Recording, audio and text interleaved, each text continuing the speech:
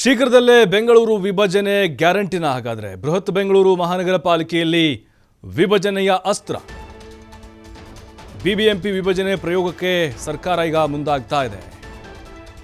ಅಂದರೆ ಬೆಂಗಳೂರು ವಿಭಜನೆ ಮಾಡುವುದು ಅಂದರೆ ಬಿಬಿಎಂಪಿ ಪಾಲಿಕೆ ಒಂದೇ ಇದೆ ಅಲ್ವಾ, ಈಗ ಬಿಬಿಎಂಪಿ ಅದನ್ನೇ ಒಂದು 3 ಮಾಡೋದು ಅಥವಾ 5 ಮಾಡುವಂತಹ ಚರ್ಚೆಗಳು ನಡೀತಾ ಇದೆ. ಸರ್ಕಾರ ಈ ಬಗ್ಗೆ ಗಂಭೀರವಾಗಿ ತೆಗೆದುಕೊಂಡಿದೆ. 3 ಮಾಡಬೇಕು ಅಂತ ಹೇಳಿ, ಅಂದರೆ ಬಿಬಿಎಂಪಿಯನ್ನು ಡಿವೈಡ್ ಮಾಡಿ ಗ್ರೇಟರ್ ಬೆಂಗಳೂರು ಅಡಿಯಲ್ಲಿ ವಿಧಾನಮಂಡಲ ಜಂಟಿ ಪರಿಶೀಲನಾ ಸಮಿತಿಯಿಂದ ವರದಿ ರೆಡಿಯಾಗಿದೆ. ಇದೇ ತಿಂಗಳ 3ನೇ ವಾರದಲ್ಲಿ ಸರ್ಕಾರಕ್ಕೆ ವರದಿ ಸಲ್ಲಿಕೆಯಾಗುವ ಸಾಧ್ಯತೆಗಳಿದ್ದಾವೆ. ಪಾಲಿಕೆ ವಿಭಜಿಸಲು ಪರಿಶೀಲನಾ ಸಮಿತಿಗೆ ಶಿಫಾರಸನ್ನು ಮಾಡಲಾಗಿದೆ. ಶೀಘ್ರದಲ್ಲೇ ಗ್ರೇಟರ್ ಬೆಂಗಳೂರು ರಚನೆಯನ್ನು ಮಾಡಲಾಗುತ್ತೆ. ಇನ್ನು ಫೆಬ್ರವರಿ 25ಕ್ಕೆ ಸುಪ್ರೀಂ ಕೋರ್ಟ್ನಲ್ಲೂ ಕೂಡ ಚುನಾವಣೆ ಬಗ್ಗೆ ವಿಚಾರಣೆ ನಡೆಯುತ್ತೆ. ಈಗ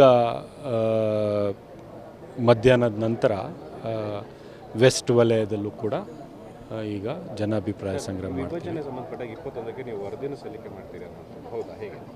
21ನೇ ತಾರೀಕು ಒಳಗಡೆ ಮಾಡಬೇಕು ಅಂತ ನಾನು ಟಾರ್ಗೆಟ್ ಇಟ್ಕೊಂಡಿದ್ದೇನೆ. ಅದು ಸರ್ಕಾರದ ಮೇಲೆ ಬಿಡೋದು, 1, 2 ಆಗ್ಬೋದು, 3 ಆಗ್ಬೋದು, ಅದು ಸರ್ಕಾರದ ತೀರ್ಮಾನ ಆಗುತ್ತೆ.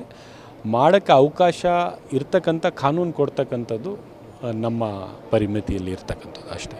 ಈಗ ವಿಭಜನೆ ಬೇಡ ಅನ್ನೋ ಅಭಿಪ್ರಾಯಗಳು ಇದೆ, ಕೆಲವ್ರದ್ದು ಇದೆ. ಭಾಳಷ್ಟು ಜನ ಬೇಕು ಸ್ಮಾಲರ್ ಕಾರ್ಪೊರೇಷನ್ಸ್ ಅಂತ ಅಭಿಪ್ರಾಯ ಕೂಡ ಇದೆ.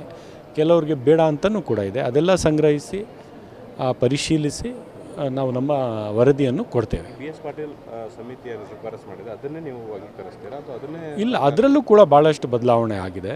ಅವ್ರದ್ದು ಒಂದು ಪ್ರಪೋಸಲ್ ಇತ್ತು. ತದನಂತರ ಅದು ಅಸೆಂಬ್ಲಿಗೆ ಯಾವಾಗ ಬಿಲ್ ಪ್ರೆಸೆಂಟ್ ಆಯಿತು, ಆಮೇಲೆ ಆ ಬಿಲ್ಲಿನ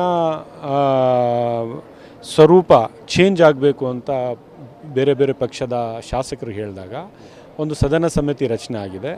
ನಾನು ಆ ಸಮಿತಿಯಲ್ಲಿ ಇದ್ದು ನಾವು ಇದು ಪರಿಶೀಲನೆ ಮಾಡ್ತಾಯಿದ್ವಿ. ಈಗ ನಾವು ನಮ್ಮ ವರದಿಯನ್ನು ಕೊಟ್ಟಾಗ ಸ್ಪೀಕರ್ ಅವ್ರಿಗೆ ಸರ್ಕಾರ ಒಂದು ತೀರ್ಮಾನ ಮಾಡಿ ಮತ್ತೆ ಬಿಲ್ ಪ್ರೆಸೆಂಟ್ ಮಾಡೋದು.